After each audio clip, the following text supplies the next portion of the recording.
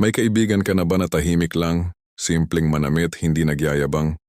Pero mapapansin mong may mga babaeng napapalingon sa kanya, yung tipong wala naman siyang ginagawa. Pero may kakaiba siyang presensya.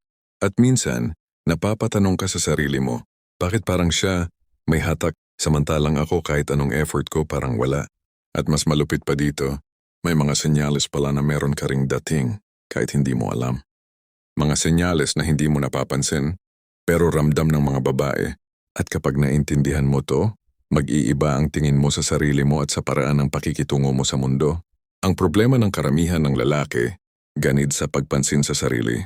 Kala nila para magkadating kailangan malaking katawan, mamahaling gamit, makintab na sapatos, at palagi kang maingay, palagi kang nagpapakitang gilas. Pero kung totoo yan, bakit may mga lalaking simple lang, walang pera, hindi gym addict, hindi sikat, pero ang lakas ng dating? Bakit may ibang lalaki? Kahit nakaupo lang sa gilid parang may sariling mundo pero hindi mo maalis ang tingin sa kanila? At bakit may ilang babae na biglang napapahinto? Tumatagal ang tingin. O kaya'y nagiging mas maamo kapag kaharap ang isang lalaking kalmado lang. Hindi nakikita ng karamihan ng lalaki na ang dating, hindi nagmumula sa pagyayabang, hindi nagmumula sa ingay, hindi nagmumula sa pagpapakitang ikaw ang pinakamalakas. Nagmumula ito sa isang bagay na mas tahimik, mas malalim, mas bihirang mapansin, at minsan mas malakas pa kaysa sa magandang mukha. At dito ka nasasaktan kahit hindi mo sinasabi. Kasi ilang beses mo nang naramdaman to. Binigay mo ang lahat pero hindi napansin. Tinudo mo ang effort pero parang hindi ka nag-e-exist. Pilit kang nagpakatawa, nagpa-impress, nagpaka-loud. Pero hindi gumana. At dumadating yung gabi na mag-isa ka, iniisip mo, siguro wala talaga akong dating. Siguro masyado akong ordinaryo. Siguro kailangan kong baguhin buong pagkatao ko para mapansin. Pero ang mas masakit, kapag may lalaking dumating, simple, kalmado, hindi nag-e-effort, tapos biglang siya ang tinitingnan, kinakausap, nilalapitan, doon mo mararamdaman, bakit siya? Ano meron siya na wala ako? At dahil hindi mo alam ang sagot, nagiging desperado ka, bumababa ang kumpiyansa mo. Sinisisi mo ang sarili mo, pero hindi mo alam, may dating ka rin. Hindi mo lang nakikita ang mga senyales. Hindi mo lang alam kung paano sila gumagana. At mas nakakainis pa, ang mga babae, mas nakikita ang mga senyales na yan kaysa sayo.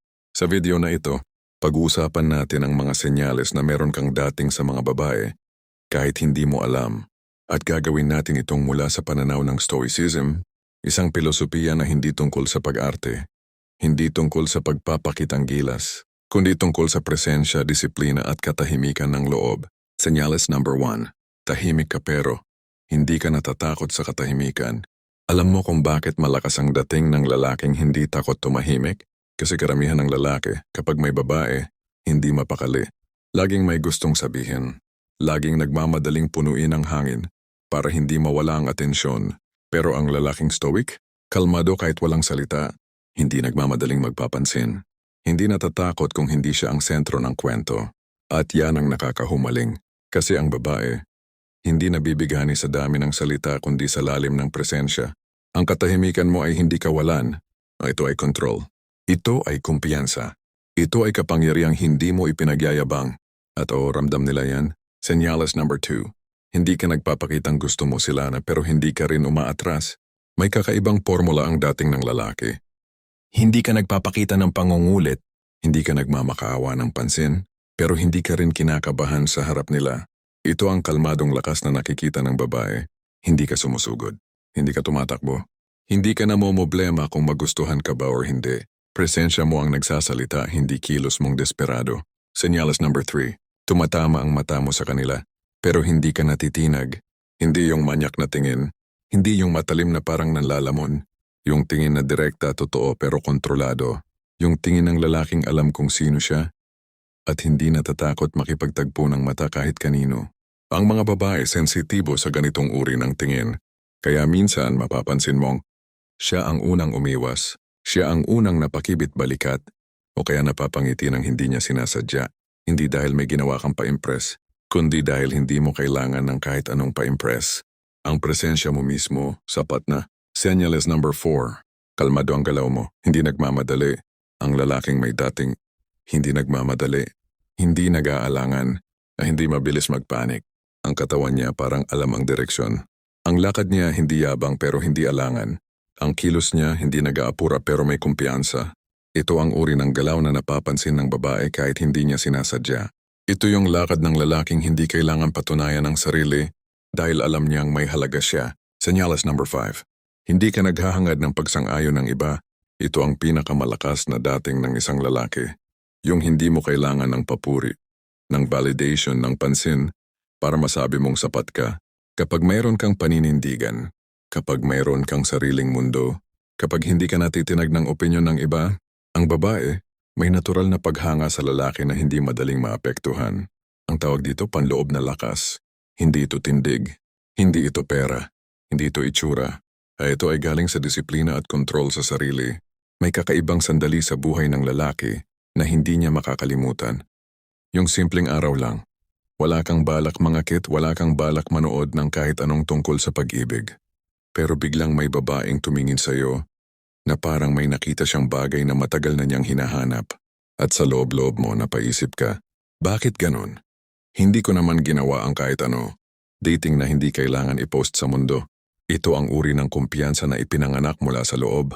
Hindi sa pansin, hindi sa papuri, hindi sa paghanga ng babae. At ramdam nila ito agad. Senyales number 7. May disiplina kang dalang hindi mo na pinag-iisipan.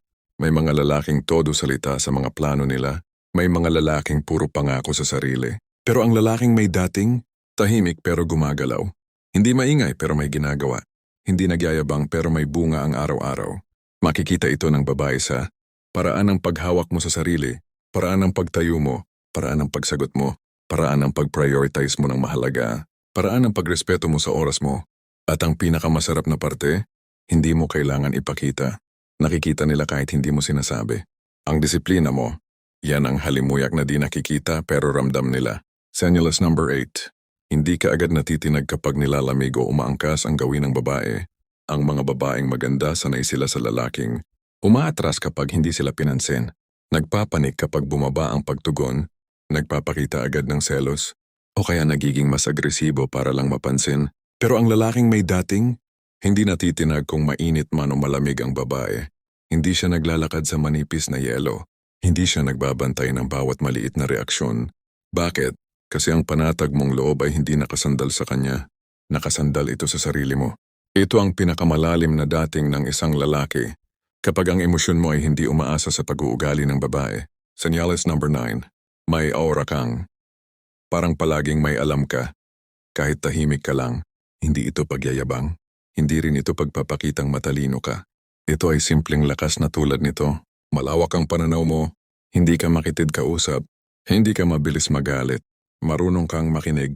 May lalim ang pananalita mo kahit iilan lang ang salita mo. Kaya may mga babaeng hindi makaintindi sa sarili nila. Bakit ang lakas ng dating niya kahit hindi siya maingay? Ito ang tinatawag na aura ng lalaking may paninindigan. Hindi sa salita kundi sa asal, galaw, at paraan ng paghawak ng problema. Ang babae hindi nila ito maintindihan, pero nararamdaman nila ito. Senyales number 10. Hindi mo pinipilit ang sarili mong magustuhan ka. Ito ang rurok ng stoic na dating. Kapag ang lalaki ay hindi nakikipagpaligsahan para mahalin, kapag hindi siya dumidikit sa babae para punan ang kakulangan niya, kapag hindi niya ginagawang sukatan ng halaga ang reaksyon ng babae, hindi ka lumalapit para humingi ng pagmamahal. Lumalapit ka dahil puno ang loob mo at gusto mo lang magbahagi. Arang ganitong uri ng lalaki. Hindi basta gusto, kadalasan hinahangaan. Dahil ang babae ay naaakit sa lalaking hindi nila kayang kontrolin. Hindi dahil malupit ka o malamig, kundi dahil buo ka kahit wala sila. Kung naramdaman mong tumama ang mga senyales na ito sa sarili mo, malamang may dating ka na talaga. Kahit ikaw mismo ay hindi mo nakikita, hindi mo kailangang magpanggap, hindi mo kailangang magpakitang gilas, hindi mo kailangang humabol o magmakaawa para mapansin. Ang kailangan mo lang ay kilalanin ang sarili mo. Ang disiplina mo, ang katahimikan mo, ang paninindigan mo, ang kalmadong lakas mo. At tandaan mo ito, ang tunay na dating ay hindi ginagawa. Naturang lumilitaw kapag ang lalaki ay payapa, buo, at may direksyon. Kung handa ka nang magbago at iangat ang sarili mo, comment ka sa baba. May paninindigan ako. Dahil yan ang magiging unang pangako mo sa sarili mo ngayon.